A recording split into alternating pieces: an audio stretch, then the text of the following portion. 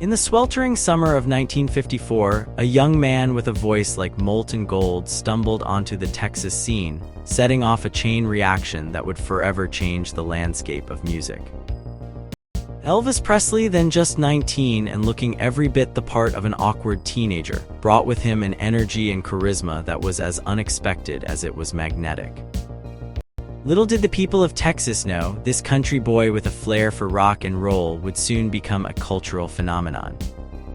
It's hard to believe now, but back then, Elvis was just another face in the crowd. His radical rendition of "That's Alright, Mama," played on the radio, sparked a frenzy that left people scratching their heads. Who was this mysterious voice coming from the heart of Tennessee, and how did he manage to capture the attention of listeners across the state? For those in Texas, it was a puzzle that would unfold over the next few years, as Elvis traveled from small town to small town, playing songs that spoke directly to the soul. As the story goes, Dewey Phillips, a DJ at Memphis WHBQ radio, stumbled upon Elvis' recording of "That's Alright, Mama." The song was fresh off the press, and the reaction was immediate. Phillips, known for his quick wit and love of blues, decided to bring Elvis on the air to chat. But instead of the usual interview setup, Phillips just let the young musician talk, and the result was a raw, unpolished conversation that revealed a side of Elvis few had seen before. He was nervous, unsure, but overflowing with talent. It was this authenticity that hooked listeners and set the stage for a legend. As Elvis' fame began to spread, so did his travels throughout Texas. He played at local venues, schools, and even car dealerships, often with his band, the Blue Moon Boys, in tow. These early gigs were more than just performances, they were encounters, moments where Elvis connected with people from all walks of life. In a state known for its hospitality and love of music, Elvis found a kindred spirit. The Lone Star State welcomed him with open arms, and in return, he gave them a sound that would capture the world's attention. Elvis' Texas adventures were far from glamorous. He often arrived in town late and disheveled, ready to play for whoever would have him. But it was in these humble beginnings that his legend was forged. People remember the stories of Elvis showing up at a high school dance, playing for students and teachers alike, or performing at a Lions Club fundraiser, captivating everyone in the room. These moments, though small, were the building blocks of a career that would change the course of music history. As Elvis' reputation grew, so did his influence. He became a musical ambassador for Texas, carrying the state's spirit of resilience and joie de vivre to audiences far and wide. His music was a fusion of country, blues, and gospel, a sound that resonated with people from all backgrounds. And though he may have started as just another young musician from the Midwest, Elvis Presley, the King, would forever be tied to the Lone Star State, where his journey began and where his legacy continues to inspire. After that tough experience at the Opry, Elvis and his band, the Blue Moon Boys, needed a boost. Luckily, a chance came their way through a man named Tillman Franks. Tillman was working for the Louisiana Hayride, a popular music show in Shreveport. At first, finding Elvis was like searching for a needle in a haystack. But Tillman kept calling until he finally reached Elvis in his pajamas.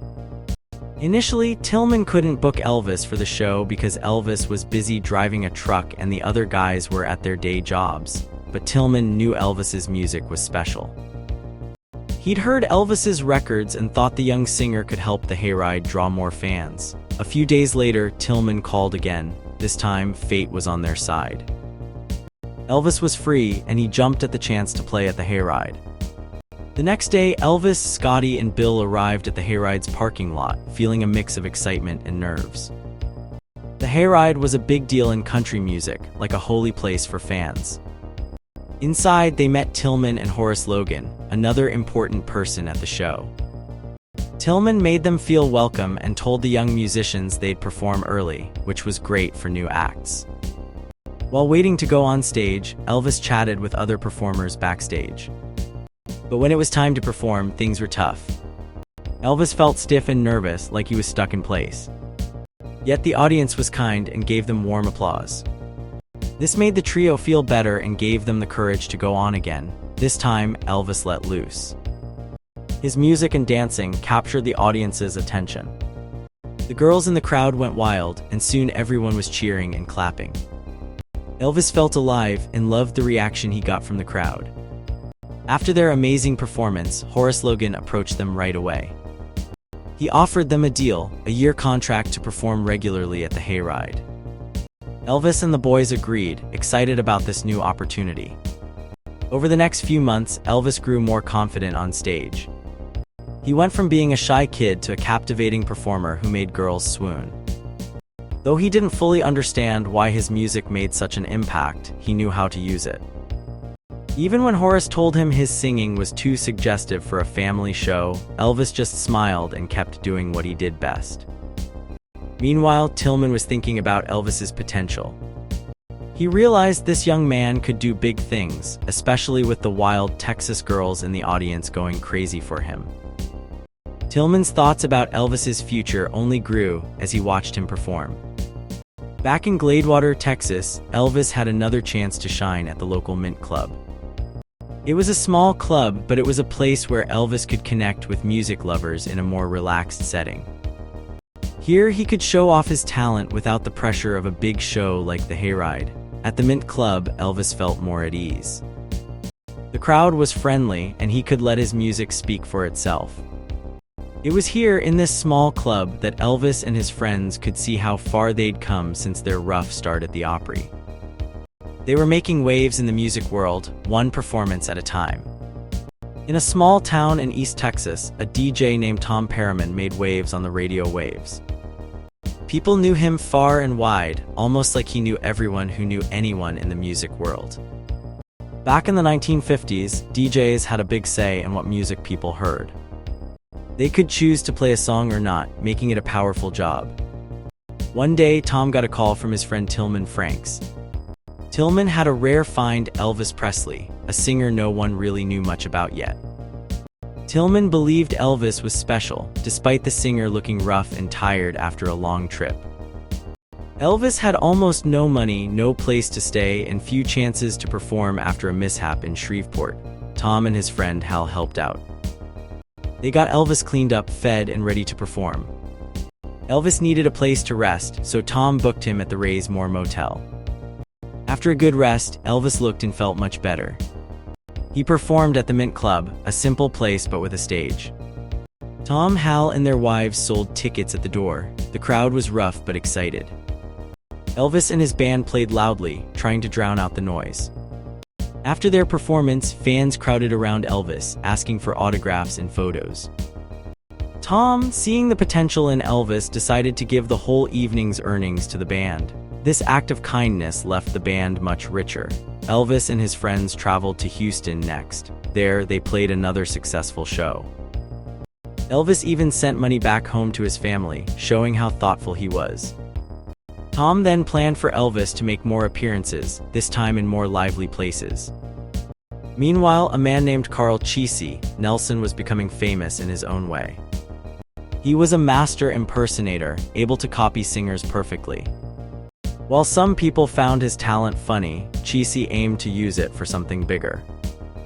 During this time, most music on the radio was either easy listening or country, but R&B was growing in popularity among younger audiences.